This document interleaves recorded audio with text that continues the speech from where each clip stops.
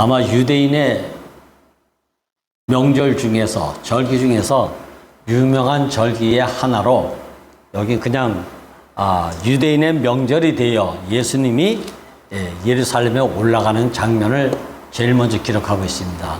근데 이 명절은 사실은 불임절이라고 그래요. 불임절이라는 말은 다른 절기에 대해서는 우리가 익숙하게 다 알지만 불임절의 내용은 잘 모르죠. 이 불임절은 우리가 유대인들은 하도 예침을 많이 받은 백성들 중에 한 민족이기 때문에 당시에 아마 페르시아 제국으로부터 침략을 받아가 좀 멸족 위기에 처하는 그런 아주 가장 큰 절망 속에 처했던 때가 있었던 모양입니다. 그때에 아마 하나님의 도우심과 손길로 인해서 이 민족이 여기서 구원받고 해방되는 이러한 내용을 담고 있습니다. 그래서 유대교의 이 절기는 다른 절기와는 좀 다르게 가장 기쁘고 즐거운 해방의 절기 중에 하나로 6월절 다음에는 이 불임절이 여기에 해당하는 기쁜 절기 중에 하나가 아닌가. 그래서 아마 이때 당시에 절기를 보면 2월 말에서 3월 말, 2, 3월 중에 이 절기가 불임절기라고 합니다. 여기에 구체적인 여러분들의 내용은 한번 에스더를 기록한 책을 한번 중심에서 한번 보시기 바랍니다. 그래서 이러한 불임절에 예수님께서 너무나도 잘 알죠. 지난주에 우리가 말씀한 것처럼 수가상의 여인, 이 여인은 우물가의 목마름을 시작해서 대화를 나누다가 결국은 네 남편을 데리고 오라 하니까 이 여인이 당돌하게도 5 남편이 예전에 있었고 지금 사는 남편도 있었음에도 불구하고 남편이 없습니다. 이러면 진짜 지금 살고 있는 남편이 우라통이 터지겠죠. 전 여담이지만 소영자매가 지난주에 당돌하게 이렇게 선포를 했습니다. 전 남편이 없습니다. 예. 지금 그런 일을 겪고 나서 네 말이 옳도다 동조한 예수님의 대답도 좀 걸작 중에 걸작의 대답입니다. 그리고 나서 이 여인하고 대화하는데 이 여인이 이 질문을 받고 난 이후에 마지막 질문이 뭐였습니까? 어디서 예배를 드려야 됩니까? 인생은 어디 쓰여질지를 모른다는 얘기를 전제하고 이 질문이 나온 거예요. 내가 이렇게 그리스도안에서 열심히 예배드리고 모양은 갖췄고 당신들은 유대인으로서 예루살렘에서 열심히 하나님이 연락해 줄 수 있는 참 예배라고 여길 만한 예루살렘에서 예배를 드리고 있지만 제가 보기에는 이것도 아니고 저것도 아닌 것 같은데 어디서 진짜 예배를 드려야 됩니까? 이 의혹이 예수를 만나고 나서 아마 처음 이런 마음이 들었을 거예요, 이 여인이. 그래서 이 질문을 당돌하게 했던 것이죠. 이러니까 예수님이 이 산도 아니고 저 산도 아니다. 참 예배를 드릴 때가 오나니 이 때가 아버지 앞에 아들의 예배가 드릴 때다. 이건 생명의 관계를 말해주고 있는 것이죠. 자, 그리고 나서 이 여인이 이젠 또 다른 남편을 내가 가질 필요가 없다. 더 이상 이제 나에게는 육신의 목마름과 육신의 배고픔을 해결하기 위한 수단의 남편은 이제 필요 없게 됐다. 그래서 남편을 담기 위해서 매일 낮 정오만 되면 물길로 다녔다는 얘기는 남편을 찾아다녔다. 그런데 남편이 참 이 물동이에 당겨지지 않으니까 매일 길러 다녔다는 거 아닙니까? 매일. 이러다 어디까지 가겠습니까? 참 남편 만나보지도 못하고 무덤까지 간다는 거 아니겠어요? 이 비극이잖아요, 이 인생이. 근데 이 예수라고 하는 이 그리스도를 만나고 난 이후에 이 여인은 이 남편을 만났다는 거예요. 그래서 물동이를 집어 던졌대요. 집어 던지고 와 보라. 나에 대해서 모든 것을 말하시는 이가 그리스도가 아니냐.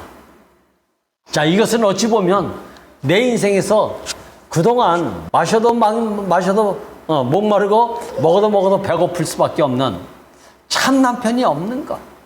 우리 인생은 어찌 보면 이건 성별에 따른 남녀를 말하는 것이 아니라 내 인생의 참 남편이신 그리스도가 없어서 인생이 목말라가지고 이것저것 많이 찾아다녀보고, 좀 저질스럽게 말한다면 이 짓거리 저 짓거리 하면서 다녀보지만 참 남편으로서 내 인생의 목마름과 배고픔을 해결해주는 사람을 내가 한 번도 만난 적이 없었다. 이 얘기를 여기서. 그리고 나서 이 예수가 이 여인을 따라서 유대인이면 사마리아 땅을 밟기도 싫어하고 함께 하기도 싫어하는 이 사마리아 동네에 가서 며칠간 유숙하면서 참 남편이신 그리스도의 위치에서 자기 인생의 말씀과 생수를 나눴다는 말이 있습니다. 이 일이 있고 나서 이제 유대인의 불임절 이 명절에 바로 예루살렘으로 이제 또 가셨는데, 여기에 여러분들이 잘 아는 베데스다라고 하는 연못이 있습니다. 이 베데스라는 말은 은혜와 자비를 말한다고 그래요. 자, 왜 은혜와 자비? 물이 동할 때가 되면 어느 환자든지 제일 먼저 이 물이 동할 때에 뛰어들면 어느 질병도 다 치료받는다는 거 아니겠습니까? 자, 여기까지 우리가 다 알아요. 그렇지. 저 물이 동할 때에 뛰어들면 다 치료받아. 이 확실한 믿음이 있었기 때문에 38년 동안을 그 물이 동할 정보다 뛰어들려고 애를 써보지만 나보다 먼저 뛰어드는 사람들이 항상 있었기 때문에 자기 차지가 안 돌아와. 치료받을 기회가 주어지지 않는다는 거예요. 왜? 믿음이 적어서? 열심히 부족해서? 갈망이 적어서? 그게 아니잖아요. 몸이 다른 사람을 능가할 만한 신체 구조가 아니었기 때문에 마음이 있어도 눈물을 흘려도 콧물을 흘려도 간절함이 있어도 믿음이 있어도 나보다 먼저 뛰어드는 사람이 있으니까 나로서는 안 되는 거. 이게 예전에 우리가 이렇게 하면 된다는 지식은 다 가지고 있는데 마음과 다르게 그렇게 되어지지 않는 갈증, 배고픔의 연소성의 한 사람을 지금 38년 된 병자를 여기다 딱 내놓고 이 말씀을 하고 계시는 것입니다. 자, 근데 이 38년 된 병자가 표면적으로 물론 여기 다리가 불편해서 38년 된 병자라고 이야기하지만 38년 동안 이 병이 얼마나 이게 긴 시간입니까? 근데 한 번도 물에 먼저 뛰어들 수 있는 기회가 자에게 주어지지 않는다는 얘기는 절망적 상태의 믿음의 생활, 열심, 헌신, 정성, 집에도 안 돌아가고 그 베데스다 연못에 행각이라는 얘기는 거기에 많은 공간이 있는데 거기서 기다리는 곳. 거기서 기다렸겠습니까? 38년이 작은 시간이 아니잖아요.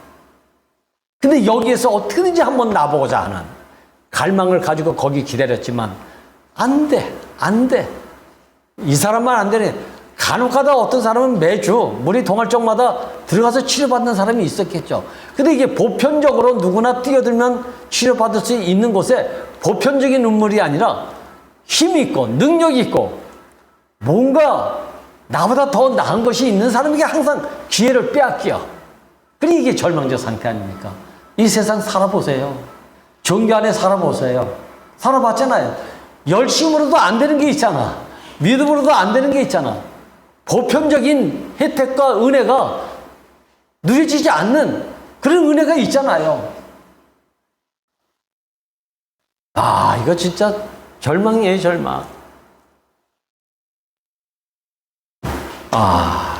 그런데 이때에 예수님이 이 병자가 낫기를 갈망하는 그러한 무엇을 봤던 모양이죠.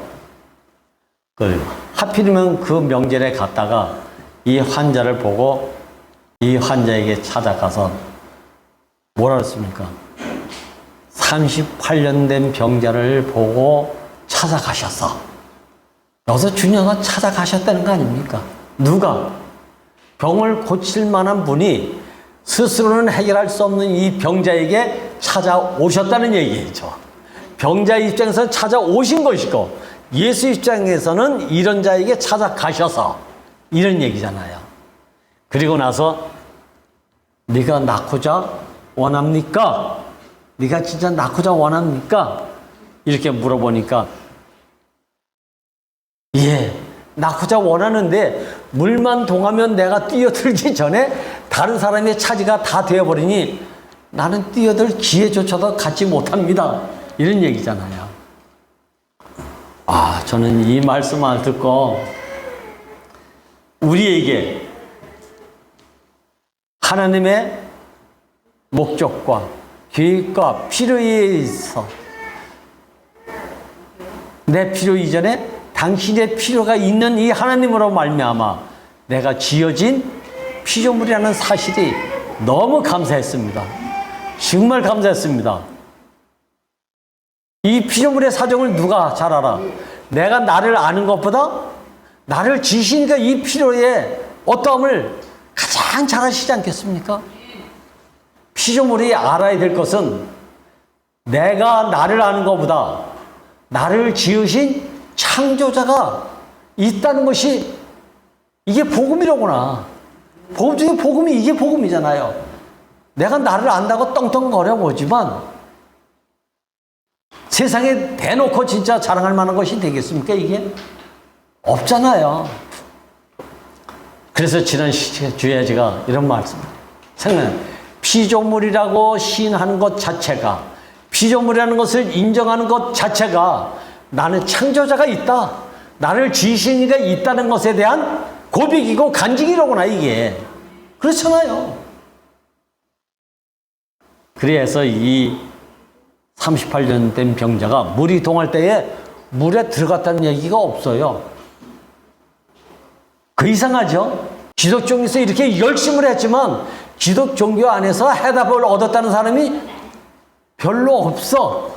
예수를 만난 것밖에 없는데, 자리를 들고 일어나 걸으라고 한 것밖에 없는데, 이 음성이 뭔 음성인지 몰라도 자리를 들고 일어나 걸어갔다는 거예요.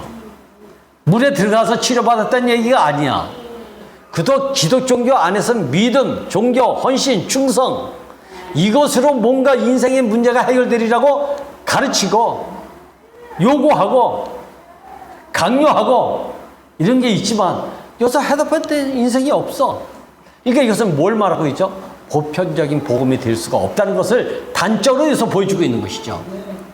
그런데 예수를 만난 것밖에 없는데, 찾아오신 예수를 만난 것밖에 없는데 자리를 들고 일어나 걸으라 했는데 물속에 들어가지도 않았는데 일어나 걸었다. 할렐루야. 지금 이 구속복음 안에서 이 경험을 여러분들이 지금 누리고 있지 않습니까? 우리는 어찌 보면 정신적으로나 마음으로나 자기 나름대로는 영원히 치유될 수 없는 38년의 이 병을 고치지 못해서 목말랐던 사람이고 배고파 했던 사람들 아닙니까 이게. 근데 이 구속복음, 사람은 하나님의 영원한 목적과 계획과 필요 안에서 지어진 유일한 피조물이다. 근데 여기서 피조물 이렇게 말을 했는데도 희미하니까 이 피조물 인생의 대표자인 예수가 신처럼 쓰여졌어도, 놀라운 표적과 기적을 행하였어도 십자가에 못 박히니까 내려오지 못하고 죽는 피조물 운명의 사람을 우리는 봤다는 거 아닙니까? 근데 이 병자가 그 다음에 치료받고 나서 예수를 따랐다는 얘기가 없네. 전 매번 이거를 제가 좀 강조합니다. 왜? 요한복음 2장서부터 11장까지는 놀라운 표적이잖아요. 다 표적이잖아. 인생의 공감을 해결해주는 기적도 우리 경험하고 있지 않습니까? 그런데 이것에 대한 실제적인 얘기는 내가 나를 아는 것보다 나를 나되게 하신 이를 아는 것이 지혜의 근본이다. 이게 구속복음의 핵심이에요. 이게 제일 먼저 지혜. 지혜를 가져오신 분이 누굽니까? 하늘에서 갑자기 뚝 떨어지신 분이 아니잖아요. 하나님으로부터 나온 우리들이나 하나님으로부터 나온 예수나 그런 자리가 한 자리다. 이걸 고린도전서 1장 30절에 딱 규정하고 있어요. 여기 규정이 안 했어도 하나님으로 말미암아 지음받지 않은 사람이 없다. 이걸 누리고 있으면서도 당신 만나니까 내가 참 자유하다. 이게 당신 목적과 필요에 의해서 이렇게 살기도 하고 저렇게 살 수 있는 제한 속의 자유인데, 이젠 이 제한을 어디 싹 빼놓고 당신이 찾아와서 난 참 자유합니다. 부담이 없습니다. 이게 먼저가 돼버렸어요, 이제. 이게 뭐죠? 내 필요대로의 자유자가 또 돼가고 있는 거. 그래서 11장에 죽었던 나사로도 무덤에서 시체 내감사 나을 수밖에 없었던 그 나사로도 거기서 살아났으면 단 며칠을 살았어도 나는 당신으로 인해서 살아났습니다. 이게 평생 어느 은혜보다 더 큰 은혜이고 은혜 중에 은혜의 이 삶을 누리고 있는 사람임에도 불구하고 좀 안타깝게도 이 나사로까지도 예수를 따랐다는 얘기가 없어요. 저는 이 말씀을 항상 하는 것은 내가 어떤 은혜 속에서 긍휼 속에서 어떤 문제가 해결됐다는 것에만 너무 감사해. 어찌 됐든지 간에 저는 여러분들이 사람은 하나님의 영원한 목적과 계획과 필요 안에서 지어진 유일하게 지어진 피조물이다. 이거 잊지 않기를 바라십니다. 아멘. 이거 잊으면 다 헛방이야. 이게 희미하면 항상 중심이 누구예요? 당신 목적과 당신 계획과 당신 필요 때문에 나를 지었는데 항상 이게 희미하면 내 목적과 내 계획과 내 필요도 있어야지. 있어야 되지. 분명히 있어야 돼요. 여러분 이거 포기하지 마십시오. 그러나 이거보다 더 중요한 것은 당신의 목적과 계획과 필요에서 내가 지어진 이후에 내 필요가 좀 생겼다 뿐이지 여기에 빠져서 살지를 말라는 얘기입니다. 이게 주객이 전도됐다는 얘기잖아요. 내 안에서 일어나는 모든 일은 이것 때문에 생겨나는 거예요. 이것 때문에 생겨나. 난 고백합니다. 이게 희미했기 때문에 겨우 내 사정, 내 입장, 내 형편, 내 상황에 매여가지고 여기 매여 있는 것 이거 일어날 수 있어. 이 문제 해결해야 돼. 근데 먼저는 뭐라 했어요? 먼저 그의 나라와 그의 의를 구하라. 야, 그 나라는 뭡니까? 하나님 목적이잖아요. 그 의는 뭡니까? 이 목적을 이루려면 그의 의를 구하라는 얘기는 그와 나와의 생명의 관계를 회복하라 이 얘기잖아요. 근데 이 차선이 됐어 이게. 차선이라면 이것도 괜찮아. 그 사람도 참 믿음 좋은 사람이야. 저 말미에서 뱅뱅 돌고 있으니 언제 그거 챙길 시간이 있나. 그런 시간을 우리가 지금 지내고 있을 수도 있다. 결국은 나를 나되게 하신 이를 가장 은혜 중에 은혜로 알고 이분을 나는 떠나서는 내 인생의 존재의 가치가 없다는 것을 아는 자의 삶의 행적이 이 여인을 통해서 저는 보게 됐다는 것이 너무 감사하고 저는 지금 이 삶이 제게도 적용이 돼서 그렇게 살고 있음이 너무 감사하단 말입니다. 이건 자고가 아니야. 이건 교만이 아니야.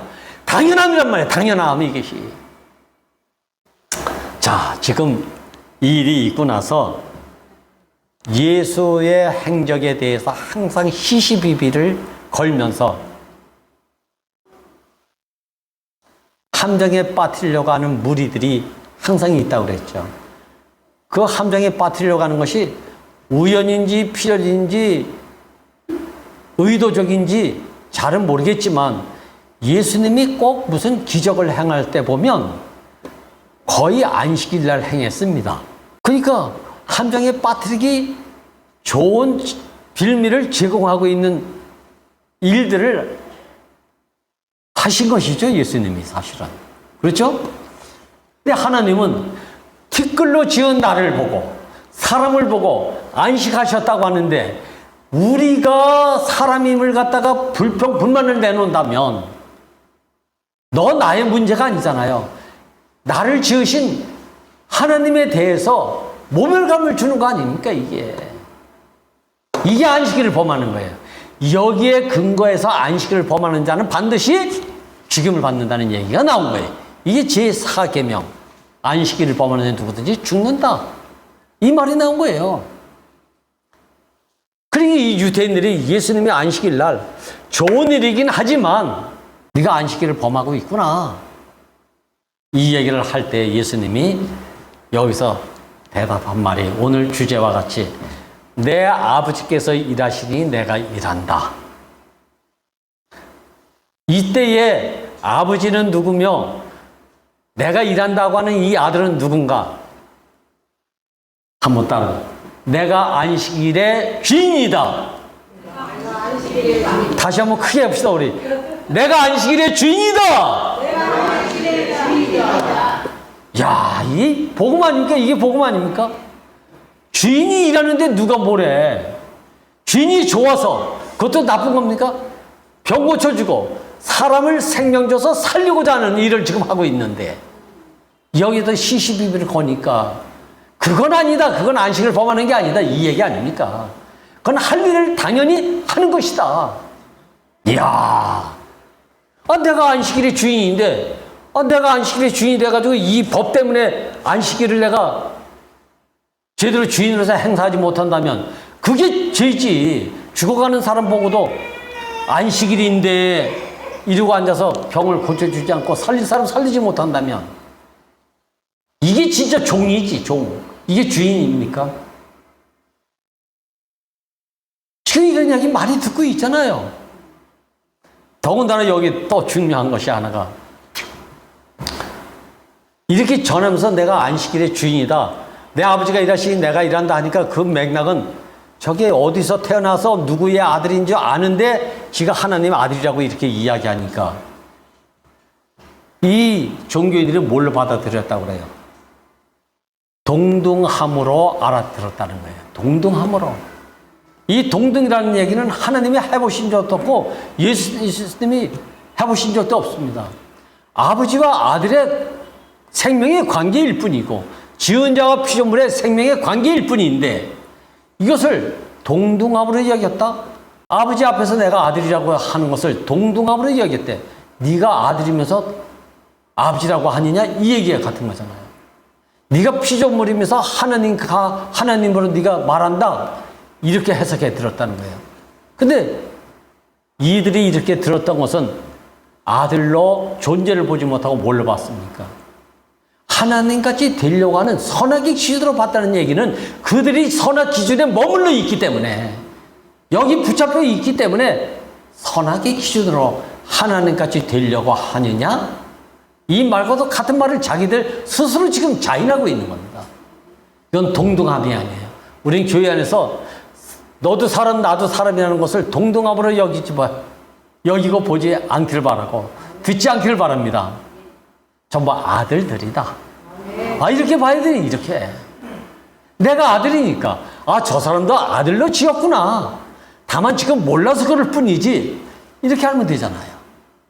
근데 이걸 이상하게 전혀 노선 자체가 다른 동등함으로 보고 있다. 내가 네가 어떤 사람인지 아는데 네가 어떻게 살았는지 아는데 이게 다 동등함의 개념 안에서 이런 시각으로 보고 있으니까 이게 시끄러울 수밖에 없고 분답 그 자체죠. 그래서 이 말씀을 하고 나서 뭘 얘기를 제일 먼저 믿음은 내가 만들어낸 믿음이 아니라 들음에서 난다는 거예요. 우리는 십자가에 못 박혀 내려오지 못하고 죽은 사람을 봐라 이렇게 이야기했는데 사실 보라고 하는 것 자체가 뭐다? 듣는 것과 같아. 듣는 거에 먼저는 사실. 근데 표현도 우리는 보고 아는 것이 아니라 들으면서 아는 거예요, 사실은요. 들음에서 목마름이 해결되고 들음에서 배고픔이 사라지는 거예요. 그래서 제가 언젠가 말했잖아요. 잘 들어라. 잘 듣고 봐야 된다. 그래서 요한 1서에 보면 뭐랬죠? 태초에 있었던 말씀에 관한 우리가 먼저 들은 바요, 본 바요, 주목하고 우리 손으로 만진 바라. 이렇게 표현하고 있어요. 순서가 고집하는 건 아니고 주장하는 건 아니지만 반드시 우리가 봐서만 압니까? 음성을 들어야 되는 거예요. 음성을 들으니까 내 얘기였네. 나를 이렇게 살리고 있는 그분의 삶도 이런 사람으로 내가 듣게 되니까 그 다음부터는 보고 만지게 되는 거예요. 먼저는 우리가 봐야 되는 게 아니라 들어야 됩니다. 그렇지? 믿음은 들으면서는 안 돼. 믿어가지고 듣는 게 아니고 들어줘야 배가 부르고 들어야 목마름이 해결되고 그래서 알게 된다는 거 아닙니까 이게. 무엇을 봐도 다 알아져. 그냥 얼굴만 봐도 알아지고 오른손만 봐도 알아지고 왼손만 봐도 알아지고 존재가 알아지는 것. 어디서? 말씀을 듣고 나서 내 이치가 회복되고 나니까 이렇게 된다는 거 아닙니까 이게. 야. 그래서 들으면서 그리고 보면서 그 다음에 뭐죠? 이젠 우리 손으로 주목하고 만지면서 확인이 되는 거예요 사실이. 야, 그래서 태초에 있었던 하나님의 말씀에 관한 우리가 들은 바요, 본 바요, 우리 손으로 주목하고 만진 바다. 이건 이제 부인할 수 없는 사실 속에 살게 됨을 갖다 말하고 있는데 이게 지금 뭡니까? 구속복음이잖아요, 구속복음. 누가 만지라고 해서 만지십니까? 그냥 만져줘. 신뢰가 되죠. 그러니까 그냥 믿어줘. 그래서 점점 깊이 짜여져 가. 이게 몸된 교회를 이루는 거 아닙니까? 오늘 구석에서 본 이 요한복음 5장은 어느 날이 중요한 게 아니죠. 우연하게 여기 안식일 날 일하니까 이제 내가 안식일의 주인이다. 아버지가 이러니까 내가 일한다. 이런 말이 나왔지만 사실은 예수님은 어느 날이 중요한 특정의 날이 없다는 거죠. 당신의 필요에 의해서 살아있기도 하고 죽기도 하는 이 인생의 삶은 어느 날에 국한되지 않고 항상 지금을 살아내는 거잖아요. 지금을 어느 사람이 공경에 빠졌으면 손을 내밀고 생명이 없으면 내 살과 피를 먹고 마시게 해서라도 살리고자 하는 마음이 우리들 마음에 매일같이 샘솟도 생겨난다는 것이 나는 생각지도 못한 마음에 없었던 이 삶을 내가 지금 살고 있음이 너무 감사하다는 말입니다. 여러분들 그렇게 살고 있잖아요. 제가 미처 하지 못하는 일을 여러분들이 전화도 하고 연결도 시켜주고 의무가 아니야. 누구를 위해서가 아니야. 내가 살기 위해서 모임에 온대요. 왜? 여기 와야 말씀을 듣고 보고 마시면서 우리 서로 주목하면서 사는 사회가 주어지니까 나라가 주어지니까 가족 식구가 생겨나니까 이야. 그래서 예수님은 어느 날이 중요한 게 아니지 사실은. 근데 안식일이라는 율법이 있어서 규정이 있어서 제도가 있어서 이렇게 이걸 두고 맞니 안 맞니 범하니 안 범하니 이거 시시비 가리니까 이 말이 나오게 된 것이죠 사실은. 아버지가 일하면 내가 일하고 안식일이 주인이니까 내가 일할 수도 있고 안 할 수도 있는 거지 네가 왜 여기다 대고 콩나라 판나라 하냐 이 얘기 아닙니까? 저 다시 한번 정말 한번 같이 한번 선포해 보십시다. 따라해 보시기 바랍니다. 내 아버지께서 일하시니 내가 일한다. 이 얘기는 나한테 이제 간섭하지 말아라. 아버지 목적에 의해서 난 죽기도 하고 살기도 하는 사람이다. 네가 간섭해서 내가 휘둘릴 사람이 아니다. 여기에 대해서 자존심을 가지세요 진짜.